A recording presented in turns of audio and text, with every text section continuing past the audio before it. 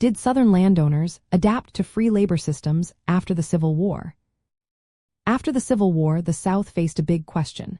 How could they keep their economy going without enslaved labor? The answer was not a simple switch to wage workers. Instead, landowners created new ways to control labor while pretending to respect freedom. They used systems like sharecropping and contract labor. Sharecropping became very common. Landowners let families rent small pieces of land. In return, they gave part of their crops to the landowner. Usually, they owed money for supplies and food at the start of each season.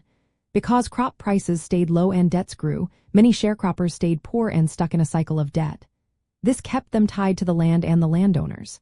Some landowners also used contract labor. Freed people signed yearly agreements to work on farms.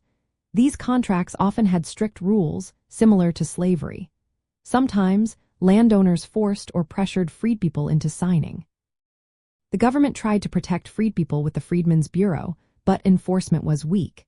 Many landowners also used laws called black codes to limit freed people's rights. These laws made it hard for them to move or find other work. Even after some laws were overturned, the goal was to keep control over black workers.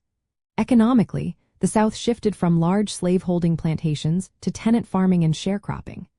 Landowners kept ownership of land, tools, and animals.